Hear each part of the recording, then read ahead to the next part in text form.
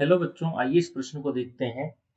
ए K2Cr2O7, B KCl, सी जो है H2SO4, यहाँ पर हमारा H जो है वो CrO2 Cl2 है, और जो हमारा Y है वो KHSO4 है, तथा Z जो हमारा है वो H3O है, H2O है, माफी चाहूंगा, H2O है।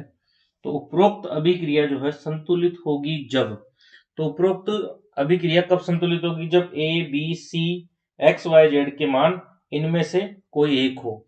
यानी यहाँ पर जो हमें ए बी सी तथा एक्स वाई जेड के मान यानी कि इन यौगिकों के गुणांक हमें यहाँ पर दिए गए हैं, तो कौन से गुणांक लगाने पर जो है अभिक्रिया हमारी संतुलित होगी।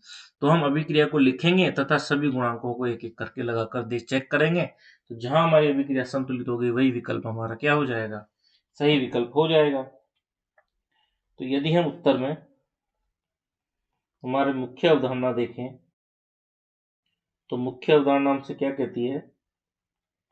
मुख्य अवधारणा हमसे पूछ रहा है प्रश्न कि अभिक्रिया को क्या करना है हमें? अभिक्रिया को उचित गुणांक लगाकर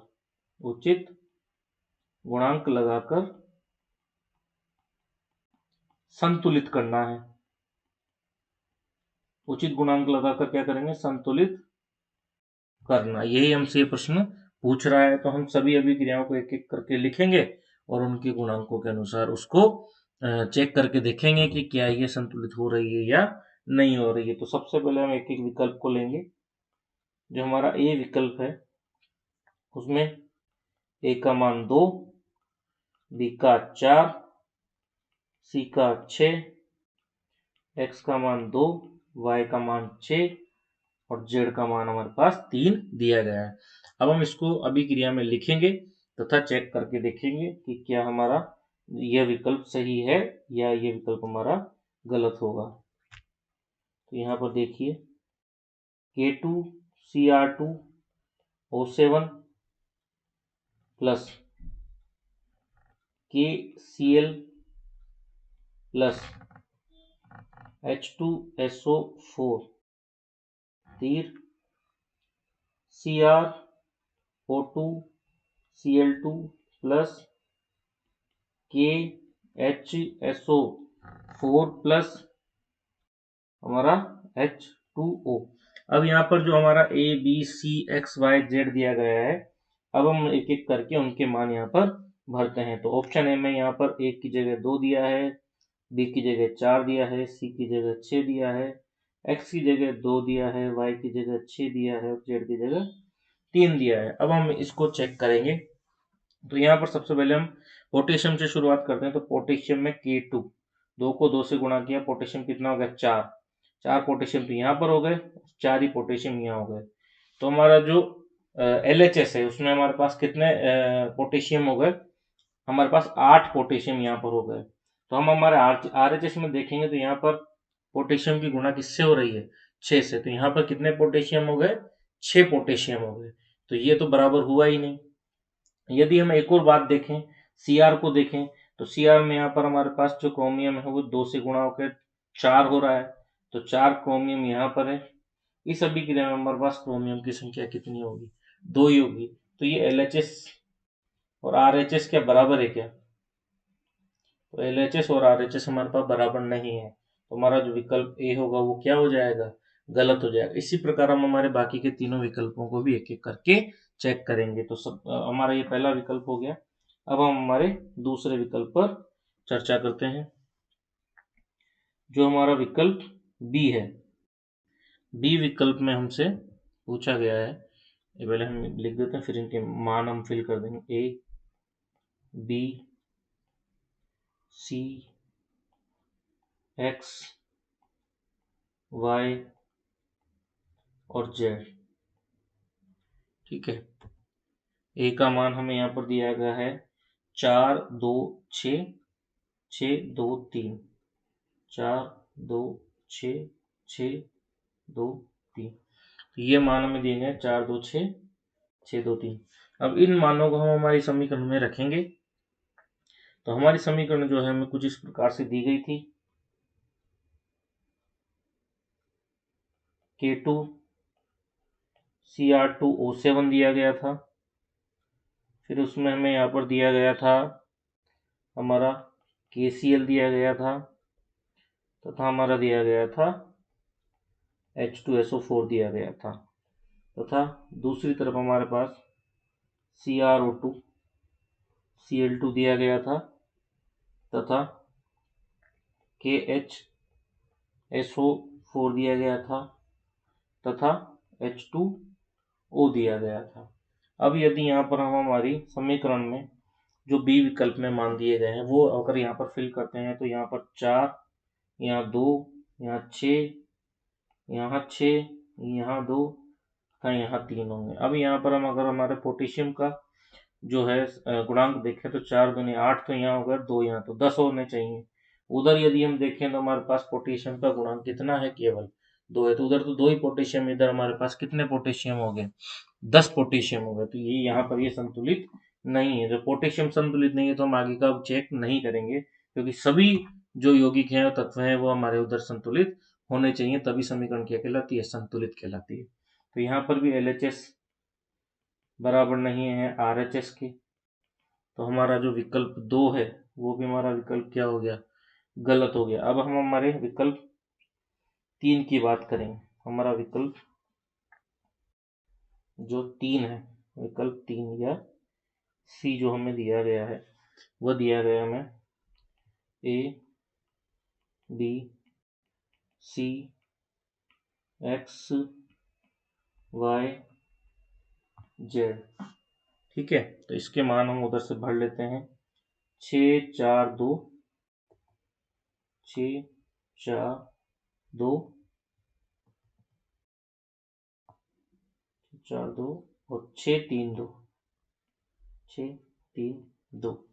अब वापस से हम हमारी अभिक्रिया लिखेंगे तथा विकल्प से मान भरकर ABC और XYZ के मान भरकर देखेंगे। अभिक्रिया हमारी ऊपर भी लिखी हुई है, K2Cr2O7 plus KCl plus H2SO4 CrO2Cl2 plus KHSO4 plus H2O। अब यहाँ पर यदि हम हमारे विकल्पों को भरेंगे तो देखिए A की वैल्यू 6 है, B की 4 है, C की 2 है, X का 6, Y का 3 और Z का 2। अब यदि हम देखें तो यहाँ पर हमारे पोटेशियम का मान 6 दूनी 12 और 4 16 हो गया है। यहाँ पर यदि हम देखें तो पोटेशियम का मान कितना है हमारा 6, तो यहाँ भी हमारा पोटेशियम ही जब दोनों तरफ संतुलित नहीं है तो अगले आगे की समीकरण में हमारी संतुलित नहीं हो पाएगी, अतः हमारा LHS जो है वो RHS के बराबर नहीं हो पाएगा। अब हम हमारे अंतिम विकल्प की बात करते हैं। तो जो हमारा अंतिम विकल्प होगा उसको हम देखेंगे, हमारा विकल्प D। तो वहां पर भी हमारा A होगा,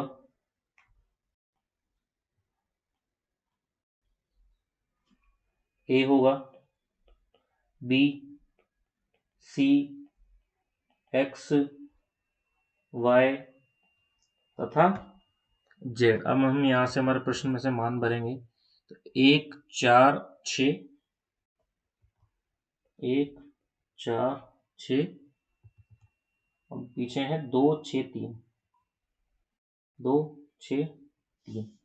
यहाँ पर पहले हम हमारी अभिक्रिया को लिखेंगे तथा उसके पश्चात हम हमारे विकल्पों को उसमें भरकर देखेंगे। तो सबसे पहले हम यहाँ पे K2Cr2O7 हमें दिया गया था, उसके बाद हमें यहाँ पर KCl दिया गया था, उसके बाद हमें यहाँ पर H2SO4 दिया गया था, तथा आगे जाने के बाद हमारे पास यहाँ पर Cr2 दिया गया था, नहीं Cr2 नहीं दिया गया था,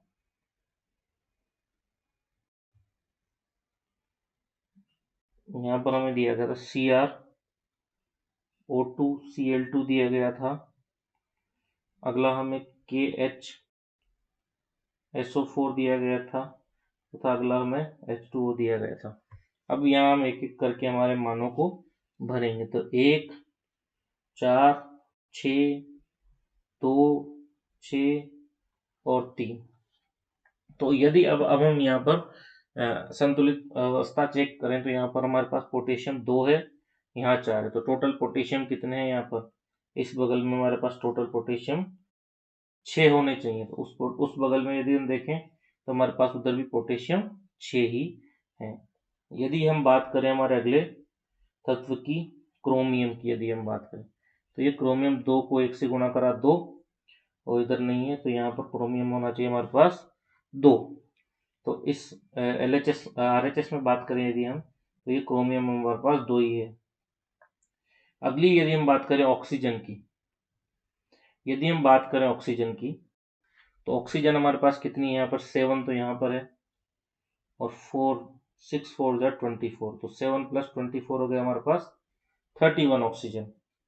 और इधर यदि हम बात करें तो ये 2 ऑक्सीजन, ये 2 से गुणा हो गई 4, ये 4 6 से गुणा हो गई 24 और 4 हो गई हमारे पास 28, और ये 3 1 से गुणा हो गई तो 3, तो 28 और 3 हमारे पास इधर भी कितनी हो गई 31, ये 2 2 थे 31। अगला यदि हमारे पास कोई बचा तो Cl बचा हुआ है अभी, तो Cl की यदि हम बात करें तो यहाँ पे Cl 4 से गुणा हो रहा है तो 4 Cl, इधर भी हमारे पास ये 2 2 से गुणा होकर 4 Cl, तो Cl दोनों तरफ 4 ही रहेंगे।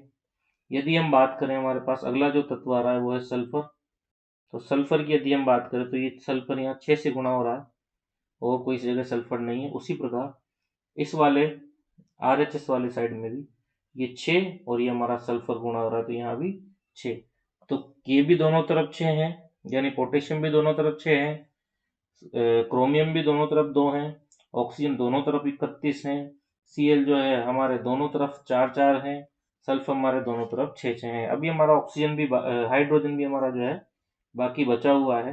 यदि हाइड्रोजन की बात करें 6 और 2 गुणा हो गए यहाँ पर 12, तो 12 हाइड्रोजन उधर है, तो यहाँ पर भी हमारे पास 3 दूनी 6, तो ये हो गए, और 6 हमारे पास ये हो गए, तो यहाँ पर हाइड्रोजन भी दोनों तरफ हमारे क्या हो गए 12 12 हो गए।